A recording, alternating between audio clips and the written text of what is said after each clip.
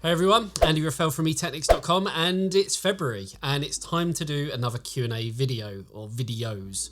We started this off as like a bit of a series last month, said it's 2023, we need to start doing Q&As. We reached out to everyone on Facebook, Twitter, YouTube and all of that jazz, and we got quite a few questions last time, didn't we? Oh yeah, quite a lot. Yeah. 3 videos worth. Yeah, so it's basically the same this time around as well. So for anyone who doesn't know, this is Brandon. He's my testing lackey, I guess. All he does all day is test stuff. So I thought it's a good opportunity to get him in here, answer some questions based around testing and things like that. And I can kind of fill in the gaps for everything else. But yeah, I guess we should get started with the first question. But before we get into that, here's a quick word from this video sponsor. Yep, face the camera, yep, that's it. Power supply, so dreamy. Oh my god, it's the Antec signature.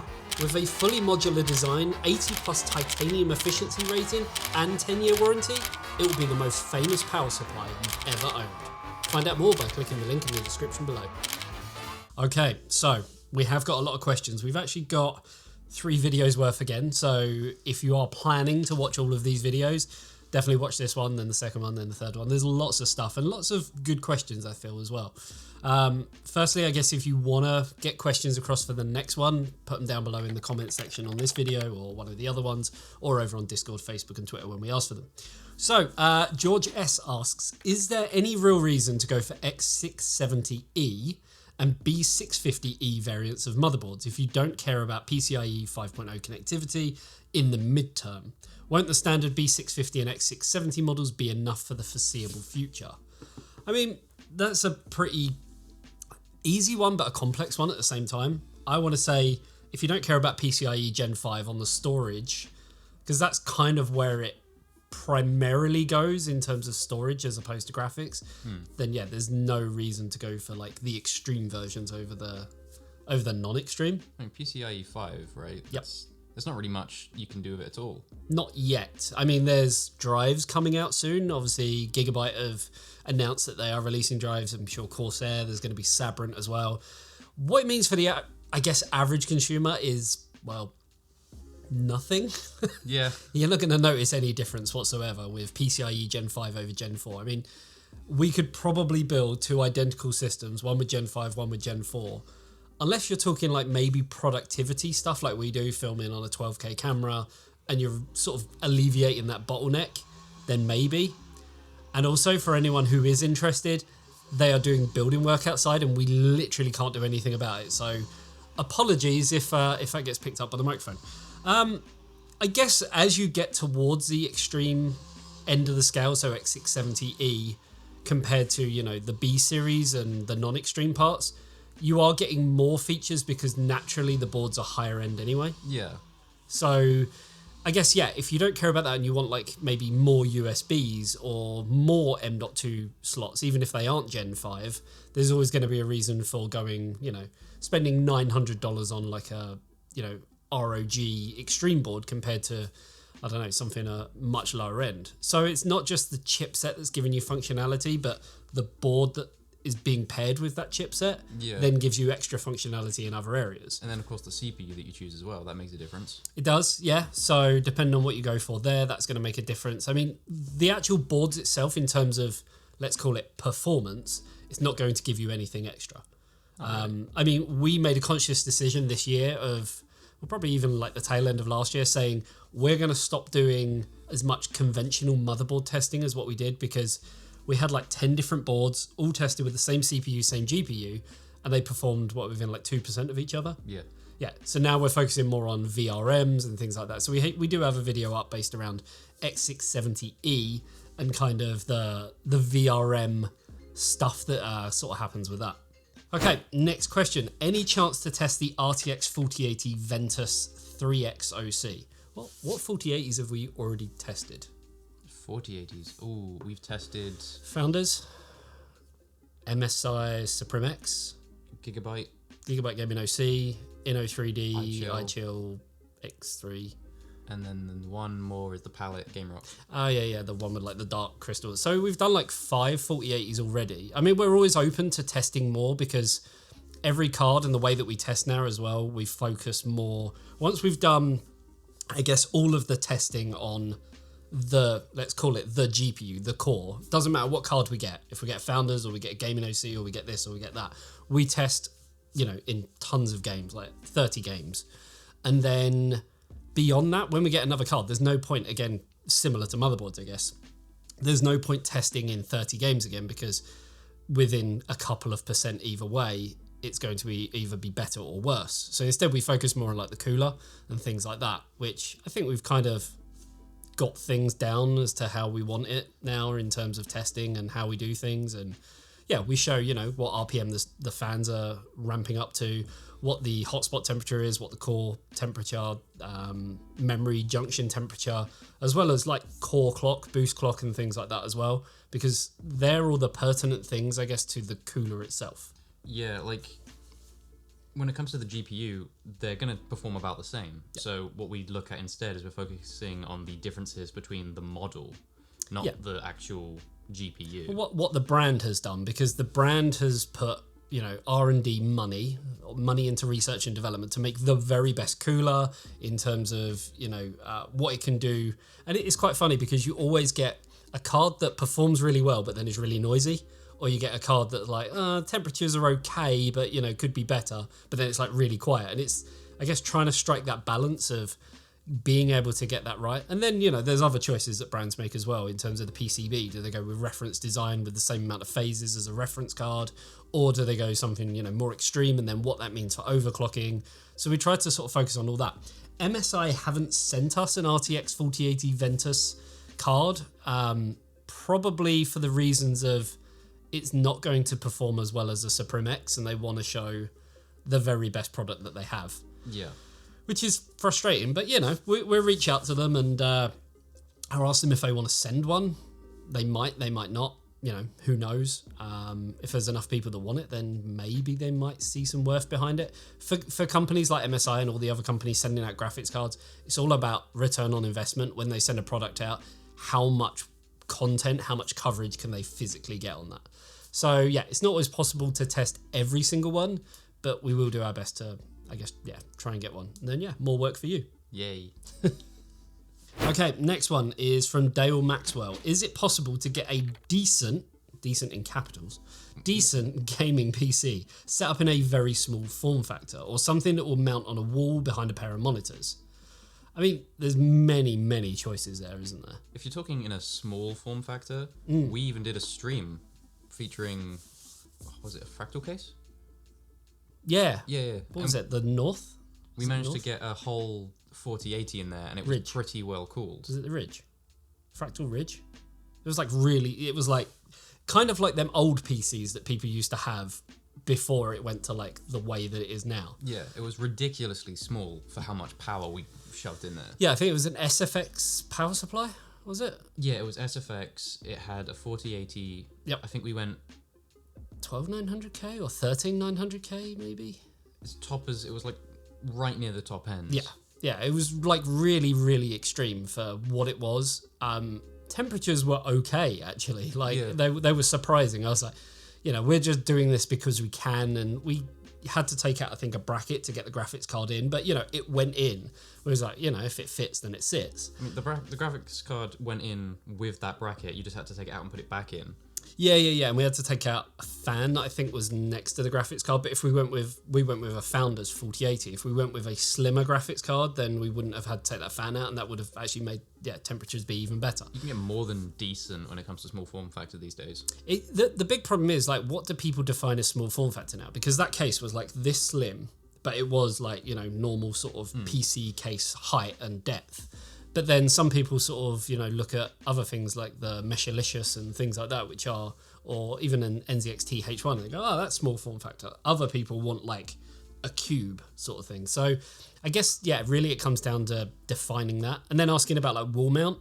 Thermaltake are probably the go-to when it comes to that. They've got like the P3 and the P5 range where you can literally build it. It can sit on your desk. It's got nice glass on it, but it actually comes with VESA mounts and stuff. So you could mount it on a monitor arm if you wanted to, or you can mount it on your wall.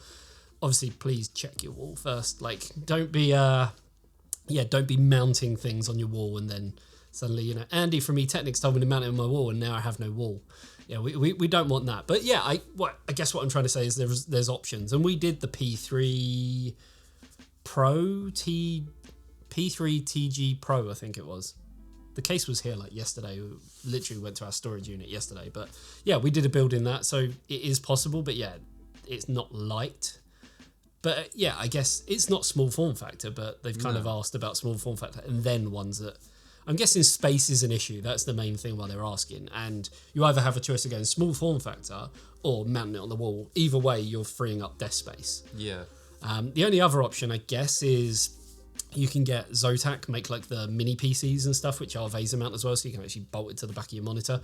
You're never going to get like the same levels of performance as you would in like a fully fledged PC, because it's a bit like laptops, right? You get like an RTX 4080, but it's a max Q design, so it's like a cut down version. It's very much the same story when you're talking small form factor, because they have to bring the power sort of in a little bit because of temperatures and heat and stuff like that.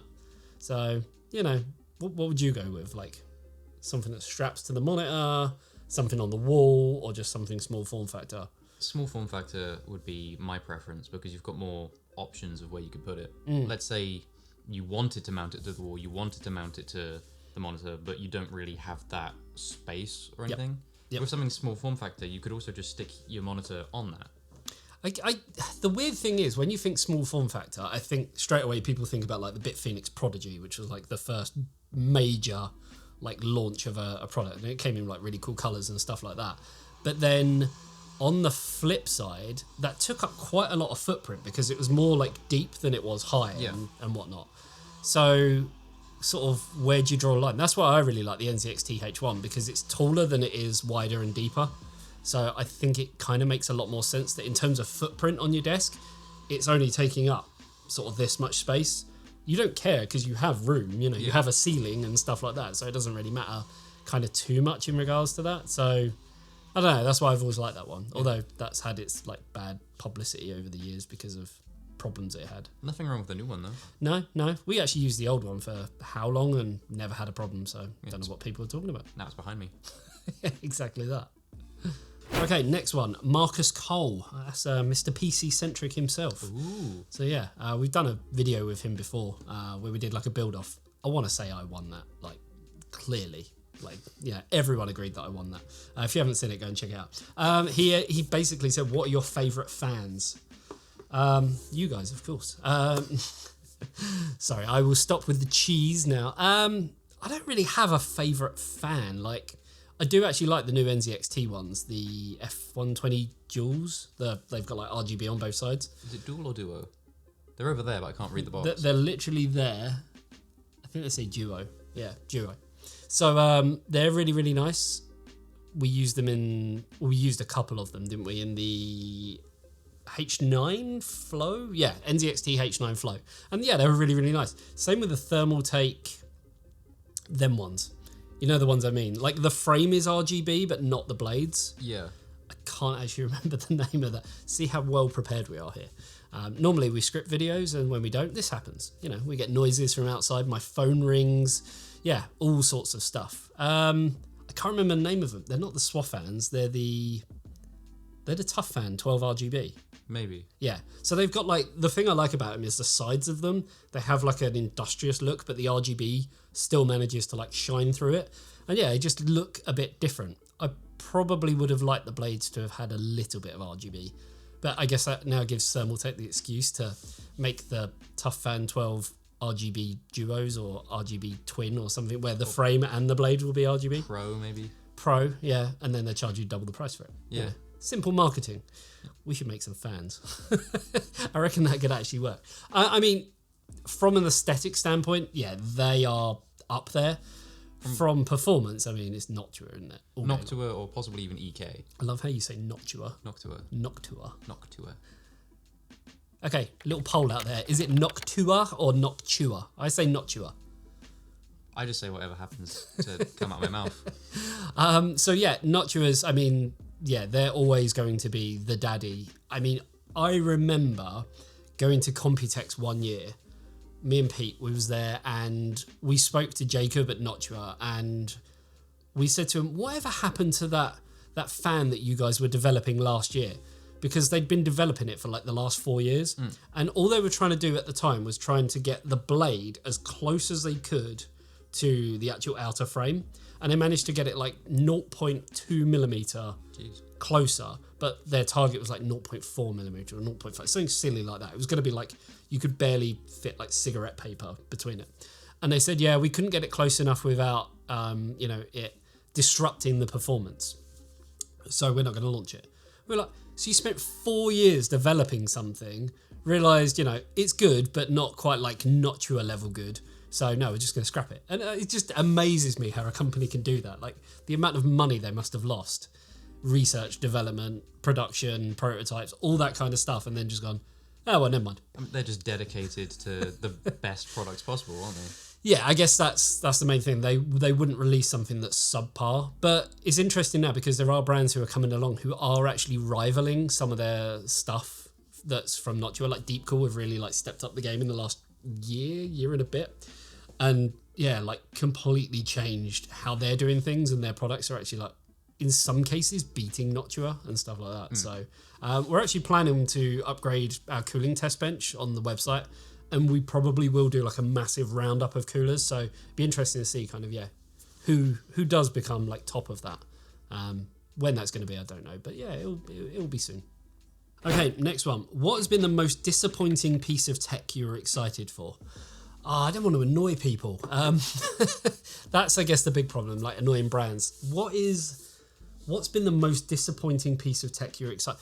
Intel Arc is probably there. Like, we didn't test it, but obviously we've seen how it performs and stuff like that. And it was, I don't know, almost like Intel had so much promise and so much potential and just thrown it away. I don't know. What would you say? What have you had in that's been like, eh?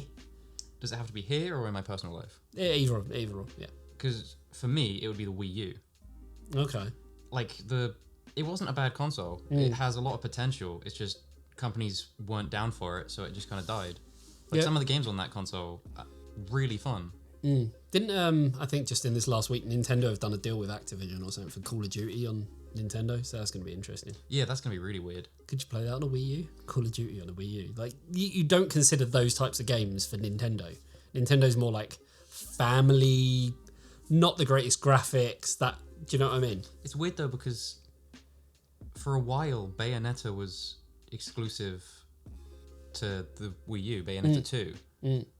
And I think Bayonetta 3 is exclusive to the Switch. Okay. And Bayonetta, that is not very family friendly, I'll tell you that. So like chopping and changing between, I don't understand this whole exclusivity thing. For some reason, brands, Sony are famous for it. They seem to think if we make it exclusive, people will have to buy our console. And people just go, I won't pay it. I won't pay and I won't play. Never mind, nothing lost. And now they are slowly making this U-turn of, actually, no, we need to put all of our games on multiple things, The Last of Us and things like that. Which Microsoft has been doing for a little while now. And that's why they're winning. Yeah. In terms of like the major, When it comes to exclusives, yes, there are exclusives I want to play, but I'd rather wait for them to hit PC, which is more likely now that companies are putting games on PC. For me, Ratchet & Clank specifically, that's the only game I would get a PlayStation 5 for, and I'm not buying a PlayStation 5 for one game. Yeah, I mean, Gran Turismo, Last of Us. There's a few that Sony sort of, tried to keep it to their camp, but I think, they've learnt the lessons and sort of learnt what Microsoft are doing and tried to sort of change it. But going back to, most disappointing piece, I'm looking around the room trying to sort of see what's been disappointing. It's really weird because we work with like the best brands on the market. We tend not to work with like small brands as such. We work with, the people who are established. You like to think they don't release like bad products so much anymore. Yeah, there's going to be a lot of stuff and testing and developing in-house. So before it ever leaves their doors, they're going to make sure it's a good product. Yeah, exactly that. I mean, we've had a few motherboards where like, the VRMs are a little bit and this could be better and that could be better, but looking at the price, and you sort of like look at it and sometimes there's a silver lining and you go, okay, it's not actually that bad because but yeah, it's a bit of a hard one to really sort of call. And like I say, I'm looking around the room and I'm not seeing anything. So yeah, a bit of a tough one. Okay, so next one, George S. Do you have any favourite brand? Is there a company in particular which always makes you ecstatic to review products for? Yes and no. I mean, I look at certain brands and certain products that I liked personally anyway. My first like proper gaming PC was MSI. So I've kind of always had, I guess, a soft spot for them. But I love Gigabyte products like the Aorus Master range of motherboards. Asus have always, been my favorite when it comes to the BIOS because it's so simple to use and I could literally do it blindfolded. I know where things are and stuff like that. Graphics cards, like, always been happy with, again, MSI, Sapphire. There's certain brands that I go, they make good this, they make good that. There's not like one brand where I'm like, oh, yes. NZXT, I love what they've been doing with their cases. Corsair are always going to be, great because you can build up pretty much an ecosystem of case, power supply, cooler, fans, monitors now, keyboard, mouse. You could literally have everything apart from the motherboard, which then going back to NZXT, they now make motherboards. So yeah, not one brand that I'd be like, oh, they're my favourite, but I can certainly appreciate what brands have been doing. How about you, Brandon? Anytime a graphics card comes in, Yeah. I'm excited about that. Okay. I was thinking more about there's a certain brand that you like massively love, isn't there? Can't imagine. No. So Brandon really, really loves Razer. I have a good reason for it. Okay, go on then. The first gaming product I ever got was a Razer keyboard. And since then, the reason I've stuck with Razer is because all of their stuff integrates into one software. That's the entire reason that I fell in love with their stuff, is because it's a software that's easy to use, that just means I can have all of my stuff in one software and not have multiple softwares running, which I've always found irritating. Yeah, I mean, but you could say the same with any brand. But the problem is, I guess you had Razer as your first product. Yes. So you don't know any different. I mean, I'm not saying Razer are bad, by the way. It's just I've had good experiences with Razer and I've had bad experiences with Razer. So it's a bit of a... I mean, I'm the same. I've had good and bad experiences. Okay. It's not like everything they make is amazing. It's just... You bought their hoodie. Yeah, I like the hoodie. Didn't you buy like other apparel as well? Just shoes. Because the shoes are also... I rest my case. They were like... There was a charity incentive there. Oh, okay. Same with the hoodie. Oh, God. Make me feel bad. Yeah, I bought it for charity. Right, okay. Okay, next one is from Welshie, who is a Patreon. If you could do it all over again, what would you do different? I would put my phone on... Oh, it's not even my phone. It's the iPad that we use as a teleprompter. I would put that... Well, I'd turn it off because apparently it is on silent, but it still rings. And I would not have my office here where they seem to be doing building work outside. Yeah, that's about it. I don't know. Would I do anything... I think I could say I would do things differently. Like, I've been running eTeknix now for like 14 years. I think I would say I would do things differently, but I'm also a firm believer in like you follow a path that has been semi-carved out for you, and you can't really deviate away from that too much because that is your destiny, That's kind of the path that you're meant to go down. So even going, oh, I'd maybe do this, or I'd maybe do that, I think... Even if you had them choices, you'd still make the same choices that you made already. Yeah, you would. Yeah. So I don't think I'd change anything. What about you? Would you change anything that... Because you've been with us over a year now? Yes. Yeah. Is there anything you would change in that year? Only stuff that, in retrospect, I would change.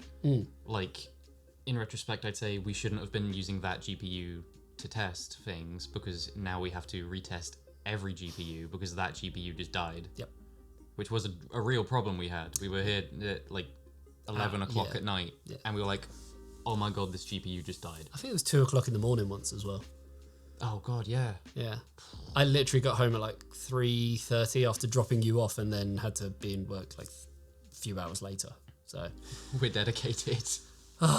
Dedicated, foolish, whatever you want to call it. But yeah, I don't think I'd make any other kind of real changes. Probably, changing offices. I'm in, this office building is nice, but the work that's been going on that was meant to, we didn't even know about. And then we was told, it's going to be like a week's worth of work. It's gone on for nearly 3 weeks now. Yeah. And it has really taken its toll on videos and things like that.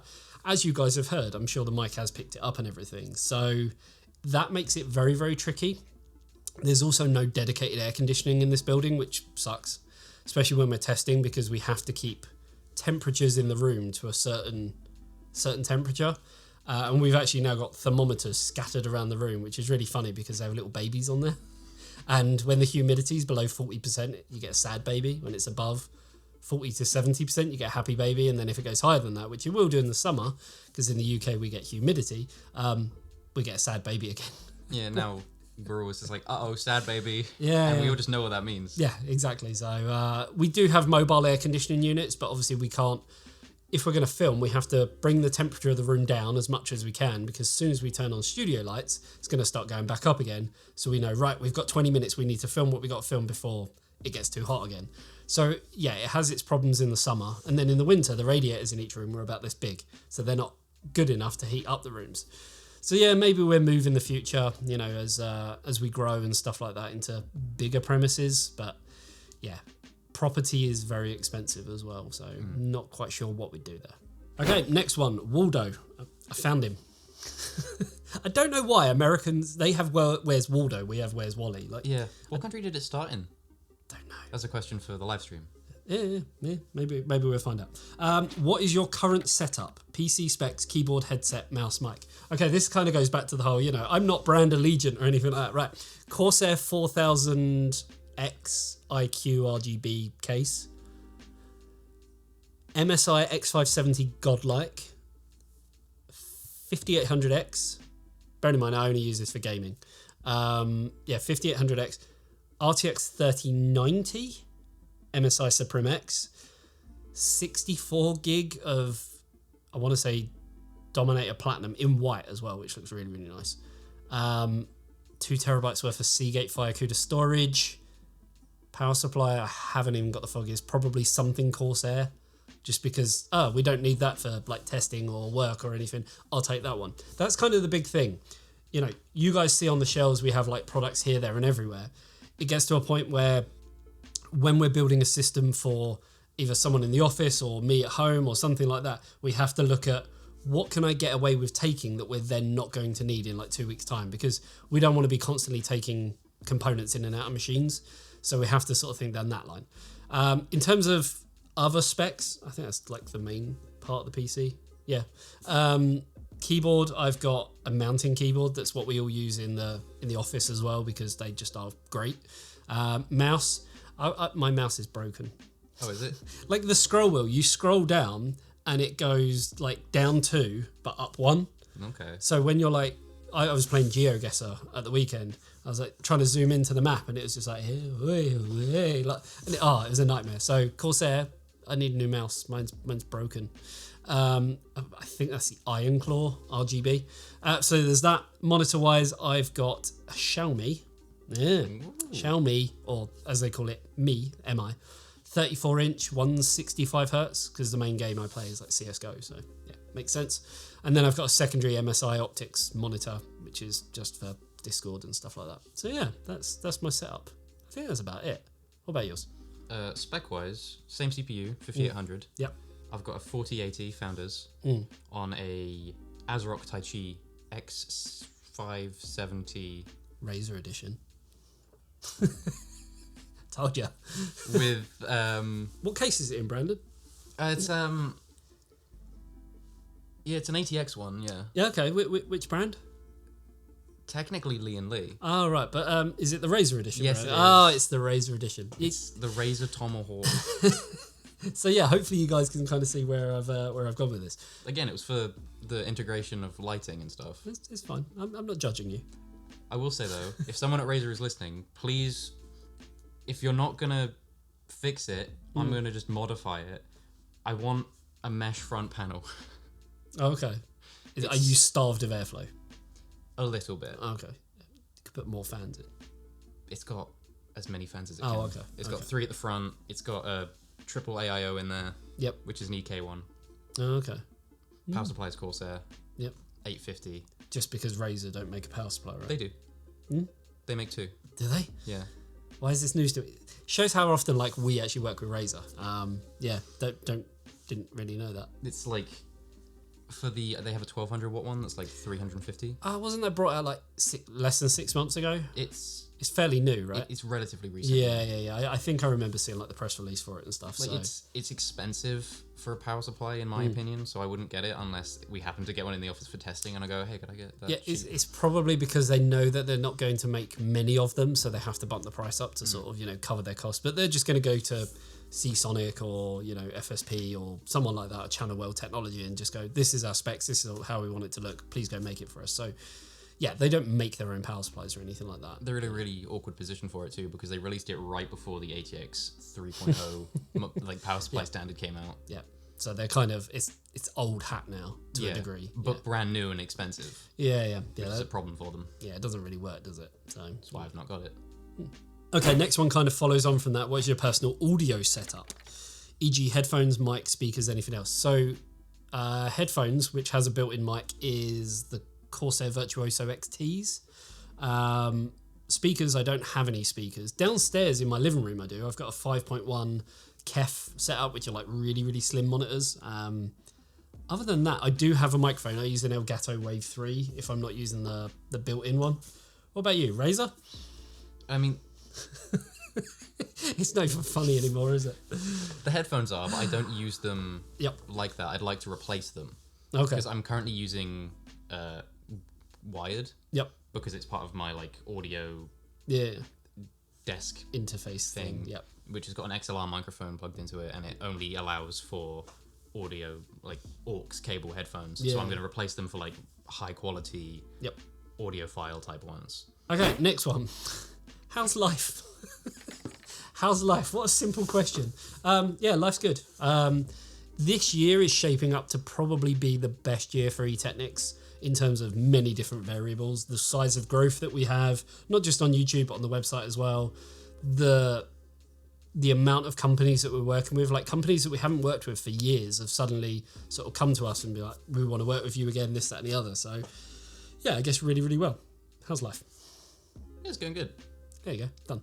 Okay, next one. And this will probably be the last one for this video, and then we'll move it into a secondary video. Do you think the 5700X would bottleneck an RTX 4080 at 1440p/4K? And will the CPU be strong for the future?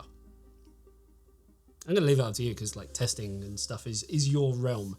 5700X, would it bottleneck an RTX 4080? I mean, we did some tests recently, 4090 with 5600, right? Did we? Against the i3 13400F. Yeah? I think that's what we did. Was that a 50? We didn't do a 57. Sorry, 7600. Yeah. Yeah. So, and there was some very clear bottlenecking at 4K. Like the CPU just couldn't keep up. Yeah. And then like 1080p to 1440p, you could see very similar results. So 5700X, so previous generation, but you could argue slightly more powerful. But then the GPU is a 40. There's still going to be levels of bottlenecking, especially at 4K. The GPU is going to do all the work and the CPU is just going to be tapped out. Yeah, I mean, once we've got a lot of the testing I'm doing at the moment out of the way, we've got like a whole load of motherboard testing going on at the moment. Yep, Z790, like VRM stuff, which takes ages. Yep. And then I'll be doing the B-series motherboards for AMD and Intel. Yep.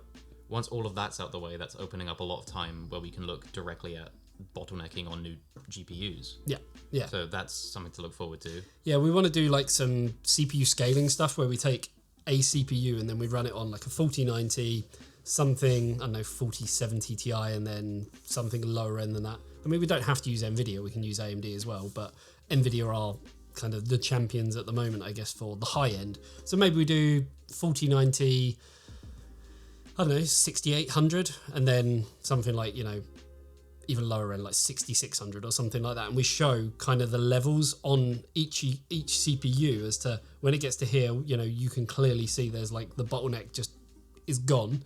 On this GPU, there is clearly like a bottleneck because the GPU is taking over more because it's so much more powerful. And yeah, these are all kind of content ideas that we want to do. It's just finding the time to do them, and because there is so much testing involved as well. So my job of like being able to write a script and then filming it and then passing it over to Deck, who does all the editing, is kind of reliant on what Brandon does in terms of testing.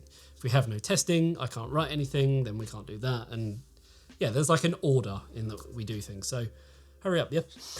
Testing things gets really awkward when it's like a brand new type of test too. When we've got stuff we've established the testing for, it's a simple case of put that in there, test these things over however long it takes, and then you're done. With something like that, we'd have to we've got a new type of testing. Well, we've got the Inno 3D 4070 Ti, which came in. Like, testing was done within like 6 hours, something like that. Yeah, and a lot of that time was giving it an hour for stock and overclocked in just like a stress test kind of thing. Yeah, and then we have to wait for like levels to get back down to like reasonable levels before we can look at other things and stuff like that. Otherwise it skews the results and stuff like that. But then when we want to do new things that we haven't done before and start like a new series, we have to like plan it. We have to, how are we going to do this? What system are we going to use?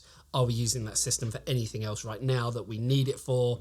And there's kind of a lot more, I guess, behind the scenes-y type stuff. Yeah, depending on what we're testing, do we need to have comparative data? Because that more than doubles the amount of time you're spending. Because if you're doing comparison data, you're probably doing more than one bit of comparison data. Well, like the motherboards, we had 7 X670 E-boards, and just to get the results out for one, we had to test all 7 of them. So just VRM testing alone, so once you've taken the backplate off, put the K-type probes on, got it into a system all built up and everything, and then clicked run on Prime 95 so you could measure the temperatures of the VRMs, just that actual testing takes an hour.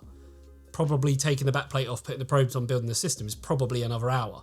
So per board, just to do one test, 2 hours worth of prep and actual testing. Yeah. So it all adds up. And I think that's going to do this video. It's been about 40 minutes long, so we do try to keep them short and sweet, but obviously as possible, but want to answer everyone's questions as well. We will have a second video coming out after this one, so definitely make sure you're subscribed for that. If you did enjoy this video, make sure you like and subscribe. That would be amazing. And if you love what we do, as I mentioned, we do have Patreon, where we will actually be having a Patreon live stream. We do it every single month now. There's a ton of other benefits as well, including bi-weekly game nights, exclusive behind-the-scenes content, and a super secret special area over on Discord. Yeah, with that, I'll see you in the next one. See you later, guys. Bye-bye. Copying me with a thing. Wow. I thought I was going to copyright that or like trademark it or something. Wow.